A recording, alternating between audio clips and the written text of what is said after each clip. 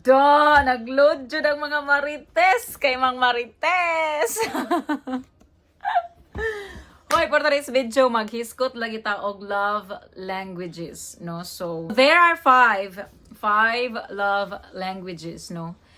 Nga kanang kita ninyo tanan na agid ta ana dapat. Or dili kay dapat naagid ta ninyo ana, di ba? Unya na ay usahay ako sa una makalimot ko nga kanang mao na iyang love language pero mag-focus ko sa way nako nga pag-show og affection og love. For example, no? For example, ang ako ang kanang way of showing you that I love you is act of service. Oh. So act of service, for example, kanang lutuan ka og kanang mga home cooked meals jud kay gusto jud nako nga ma-feel jud nimo nga palangga ta ka pinaagi ana. Oh, ingana ako kay apam. Oh, lutuan yun ako na siya mga lami nga pagkaon, kanang labhan ako na iyang mga sanina. Agoy Ginoo ko. Anak, matuwad ka nak na unsan man ni agoy. Aray. O nya ganahan gid kayo ko mag-surprise food. So feeling nako mapashow gid nako nga gihigugma gid ka nga importante gid kay ka sa ako kay kanang ganahan jud ko magput og effort ba. Bisan og kanang mga ginagmay lang kayo nga mga occasion. Kanang naay usahay nga just because. Kanang ganahan na jud ko magput ng effort. Ingana jud ko may love. Mingon bitan ako ang mga friends bro mga lalaki. Binuhatan man na dapat sa lalaki mo ang bana man dapat ang magbuhat ana. Ganahan mo pug ko maka-receive og ingon ana. Pero, mas importante jud sa kuha nga i-give na siya. So, kana gid ang ako ang way nga mapakita sa imuha nga love jud ka. Sa kanang mga pa-surprise na ko, o kanang pagluto, o kanang pag-atiman nga make sure nga nilabhan nga nindot, nga hinlo ng imong mga sanina. O nya, ang balay, hapsay, dili ta magdinama. That's my other way pud of showing you that I love you nga kanang make sure nga taking care kayo nako ang panimalay kay dili nako gusto nga ma-stress pa ka na kay it's under my control na. Ang love language jud niya pam is words of affirmation o kanang physical touch. Onya kabalo di ay mo appreciate to miss di ay may. Uy, my God. Wala, jud ko hanaw anak sa una. Like, aray. Agoy! Ginoo ko, matagak ka. Sa una ba no? Sa una, na-focus ko sa ako ang kanang ganing way of showing you how I love you. Which is, dili ma-meet ang love language ni Apam. Agoy, ginoo ko. Aroy. Onya, wala ko'y pakialam sa iyahang love language. For example, no, kanio, very good example kaayo ginio, words of affirmation. So, sa kuwang ko sinagusto ko na ako'y pot filler. Kana bang gripo ibabaw sa stove. Oh, ganahan ko anak kay dato-dato og style.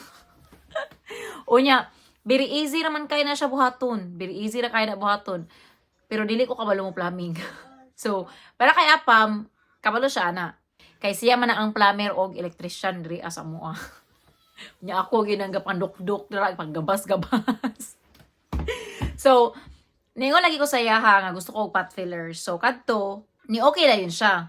Kay ingon ana magina siya kung unsa ko ang mga gusto, iya ginang he will really try to make it happen. Mao na nakanindot kay apang pud.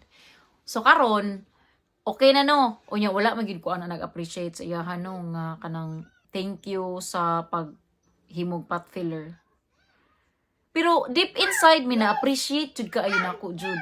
Kanilang ako ang batasan gani nga dili ko kabalo mo kuan ba mo open up, di ko kabalo mo speak out gani sa ako ang feelings. Mao lagi na ang lisod gid kaayo na siya ba ambot oy ngano man gid na oy. Kanang lisod kaayo gid mo litok ba og kanang kuan, wow, kanang magpasalamat gani ka. Sabi, ay, ngano manggid tayo nga na. Ambot pa yun. Ay, ngano manggid sa una struggle. Gid kayo na ako nang malitok og thank you og sorry. Ambot, ngano gid. So syempre masakitan pud siya no kay kanang he felt pud nga wala ba na appreciate ang iyang effort nga dili biya na niya gusto pero nag-effort siya iyang gi-install iyang gibuhat kay gusto siyang asawa, di ba? O niya iyang asawa kay di man kabalo mo appreciate vocally. Lain pud kay kog batasan kay ngano na-appreciate na ko na deep inside me pero dili na ako dili na ako iistorya. Niya expected na ko nga kabalo na ka nga na-appreciate ka bisag wala na ako giistorya. Lain pud no kanang murag buang-buang siguro ni bayhana ni ay. Struggle jud pud bitaw nako na kana ganing dili jud ko ambot oy dili ko kabalo mag istorya ba sa ako ang gibati. Maunay nakaapan gyud nako. Kani kaduha niya nga love language, physical touch. So kaning physical touch ba, kana ganing magdug mi sa una. Onya, action na nagkamang iyang kamot ba? Onya, tugnaw magid kayo. Maka ikyad good ko nga, ay katugnaw ba si mga kamot.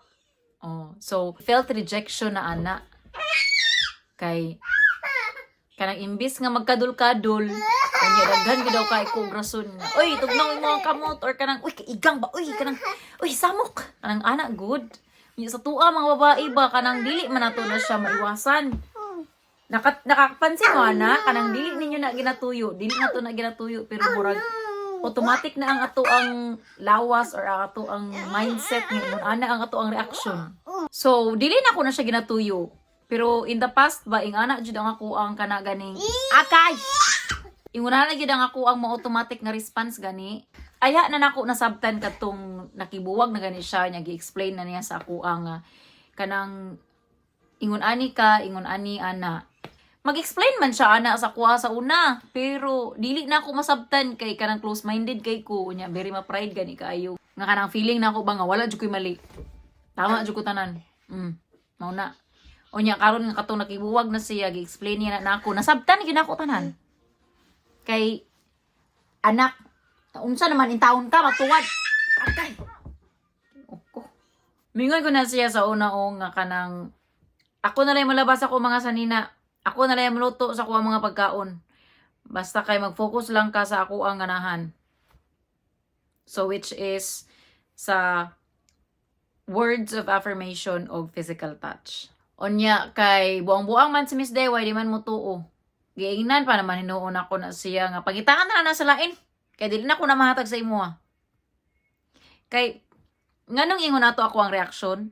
Kay tungod lagi atong nahimo kong mangtas, nahimo kong ma-pride kaayo kay tungod sa mga naagyan ako in the past ba nga nagdumot ko so dili ko willing ihatag to.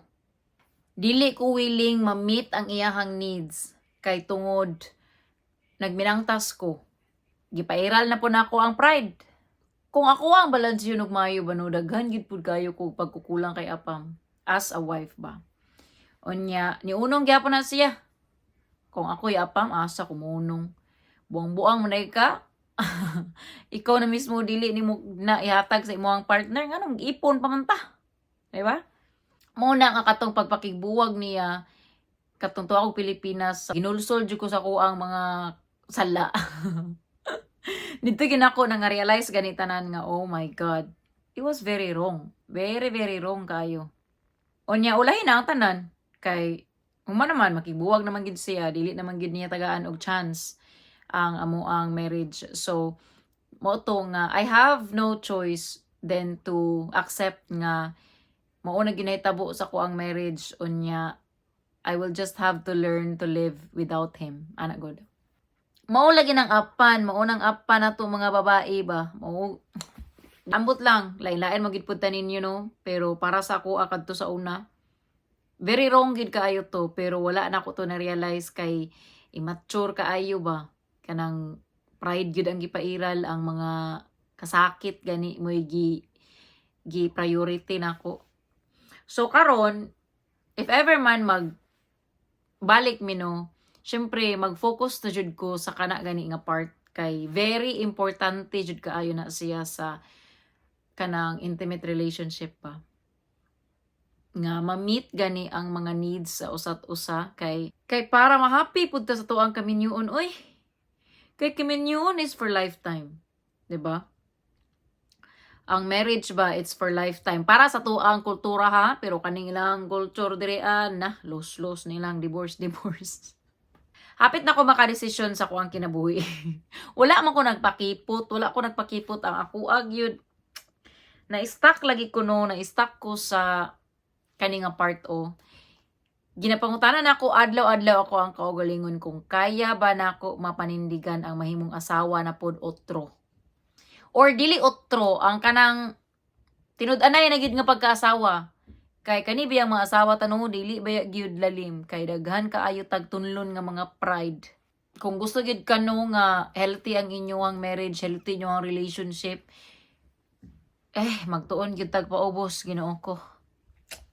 Yan saon taman oy nga murag lisod magyud na siya usahay.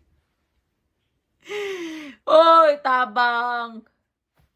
Pero you have no choice, no? Kay kung gusto ka nga magdugay mo as magtiayon, kamo gyud duha ang mag-workout anang inyong mga problema. Ayaw na ninyo damay-damay.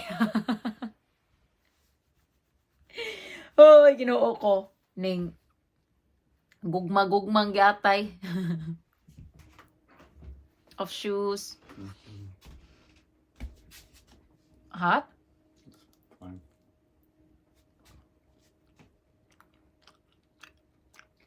Yeah, I remember marinara. I didn't like it.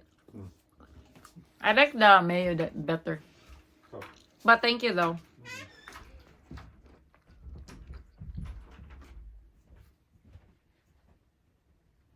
Oh. Ang ako yung mga advice gid ba no?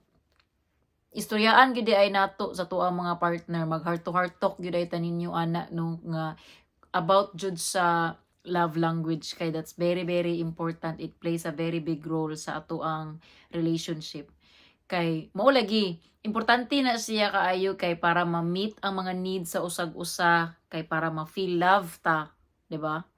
Onya kay kung dili lagi ta ma-feel love, mao lagi nang sige tag pungot-pungot permanente animal man di ka, wala man di ko nimo mahal. Pero sa ko ang karanasan sa lagid po nako kay wala man gyud ko nag-communicate. Ang nakaapan man ko nato mga babae, no, ang nakaapan nato gyud mga babae kay mag-expecta na kaning mga lalaki nakabalo na ni sila sa ato ang gikinahanglan, pero that's very very wrong. Ay, very very wrong jud kay na siya nga mindset ba. Kay ngano? Kaning mga lalaki dili man ni sila mga magician nga kabalo na sila sa tuang una-una. Mauna nga birirong kaayo nga maguna-una ta nga dapat kabalo na kana kay common sense na lang man na. Ay. Mayon ta kita mga babae no kay kanang pare-parehas rata ninyo mga love language ba dili baya nabiyay uban dira nga kanang ganahan sila og tagaan gyud sila mga mahalon nga mga regalo. Unya ako dili ko ana wala okay ra pug na. Pero importante jud sa ko apod no nga kanang pag naay especially naay occasion, especially wedding anniversary agoy ayo ginakalimti dong kay na. Sa ako apod no ang ako apong love language kay words of affirmation og acts of service. Sa una gud kadtong nagdumot nako sa iya ha. Kabalo mo gyud sa nako to pag-cope. Nato nag-comment ba nga hala kadugay dahil mo nagdumot no may gani wala ka na depress. Wala ko na depress kaya ang ako ang outlet, ang ako ang job. Every time Mondays through Fridays nagatrabaho ko for 10 hours. So every Friday ako dyan na gina-pick up pag na IOT kay para dili mi mag-uban sa balay. So I intentionally nga kanang gina-avoid na siya kay masungot man lagi ko. So sa trabaho na ko halos magpuyuan. Onya, pag Saturday, Sunday, miingon ko na saya nga maglaag mi sa ko ang mga friends. Usahay, Sunday, mag-spend time together mi, pero dili jud ingon nga genuine gani kayo kay tungod lagi nga kanang I don't feel love na sa kuang, I don't feel seen, I don't feel love sa kuang marriage mo na nga kuha na siyang gina-avoidan. Mas ma-happy pa noon ko around my friends kaysa sa iyaha. Mauna nga toxic na gani kayo para sa kuha, pero I still didn't end it kay para lagi sa kuha ko ang mindset ba nga kanang nagminyo naman lagi ko, so Ako na gining panindigan, ana good. So para sa kuha wala gid ko naguna-una nga to legally end my marriage. Ang para lang gid sa kuha is kanang ingon ani na gid ang kahimtang wa na gid ka mahimo, ana good. Sa una maglaag ko dili gid na siya mag-check sa kuha, dili manawag, bahalag mabuntagan ako dirag asa na ko naabot, dili gid wa gyud pakabana. So ako ang mga friends moingon pa nga kanang hala swertihan nimo kay imuhang bana dili controlling. Unya di ay ang akuan na to ang akuan ang na-feel kay wala na ko mahal, wala na ko pakabanaan, kanang ingon ana good. So sa kana nga mga event ni samot ang ako ang pagka mangtas pud kay na-proof jud nako ba nga wala magid ka nagbali-bali sa ako so dili na ko magbali-bali sa imo kanang ana gani. Acts of service kay para sa kuha if nag-worry ka sa kuha that means manawag ka so act na siya of service no kanang nag-action na ka ba nga manawag ka nga kumusta naman ka kanang okay lang ka happy ka kung asa man mo. Ang uban mga babae gina-take nila na as control pero para sa kuha gina-take na ko na nga wow nag-care gid siya sa kuha kay nag-check na gyud siya kanang nag-effort na gid siya panawag sa kuha kung unsa man karon niyang gitrabaho nag-stop siya kay nanawag siya sa kuha kay nakahuna-huna siya sa kuha nga manawag ko sa kuha ang asawa ko naunsa naman to siya okay pa ba siya buhi pa ba kanang ana gani. So dira gid ko maka-feel nga palangga ko nga gilove jud ko sa ako ang partner kung ingon ana ang iyang buhat unya wala gid na meet ni apam sa una. Gimahal man pud ko niya in a ways that he knows dili in a way nga ako ang gusto kay mao lagi wala ako na communicate kalabad ba communication. Oy tabang murag grabe na ginatong balanse ani no ana gyud ang musulod tag kami niyoon magbalanse gyud tag maayo kay para we can work it out together, di ba? So, kung magbalik man gyud mi no, pinaka-priority gid nako ni nga iistorya o gani. Pinaka-priority gid nako ni i-communicate ang love language kay big deal jud ni siya. Big deal jud ni siya sa magtiayon or para sa ako kay para ma-meet na mo usag-usa ang amo ang mga needs as a husband and wife. Kung dili gid na siya ma-meet ang mga needs, magbuwag ra gyud gihapon ang paingnan. Kung dili mo mag-effort nga ma-meet ang needs sa usag-usa, how do you strengthen the foundation sa inyong relationship? Di ba? Muna. Balanse kita direkta Kulera! Kita mga babae ba, dapat ibilangkad pa na to ng ato ang mga baba, di kay ato arang mga dawato na lang ginato ng kamatuuran, maugin na realidad sa mga lalaki nga dili gina sila kabalo kung unsaon ta pag-treat. Onya, imo na lang ginang ato na lang ginang i-explain sa ato ang mga partner nga this is how we wanted to be treated. This is how we wanted to be loved. This is how we feel love and feel seen. Kung dili ka na mo istorya, ikaw ra may malarlar. Ikaw ray gahatag og mental ug emotional stress sa imong kaugalingon kung dili nimo na ibuka ng imong baba. Mao gyud ako ang na-learn sa una, mao gyud na pinaka dako na kong realization nga dapat gyud ay. O di ba? It still circles back to communication. Mao na communication gyud pinakadako gyud na sa relasyon ba. Unya mao gyud nay wala ni Miss DIY sa una. Asa si Miss DIY mo communicate? Silent treatment dayon na for 1 week. Kabuang. Bitaw lisod gyud kay na para sa kuha ba ang kana ganing mag-communicate sa ako ang gusto.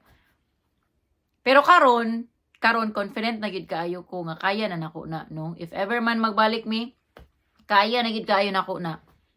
Communicate gyud ta permanente. Adlaw. Why ka humanan? Ang tod mga matay. A piece of advice gikan kay Miss DIY no sa ako ang mga learnings ba nga maul gid na mo communicate gyud ta ibuka pa nato mga baba di kay sige ra tag bilang ka para dili pud ta ma-stress kaayo So, diri lang sa tataman for today's video. Sa episode 4, gusto na ko hisgutan ang ako adyong healing journey sa Pilipinas. Mag-focus ta ana kay wala man ko diri sa inyong atubangan karon kung wala jud ko nag-healing journey sa Pilipinas, wala ko nag-self-love. Mao nang gusto gid pud na ako na i-share sa inyo ha. Ugma na pud siguro. Bye-bye.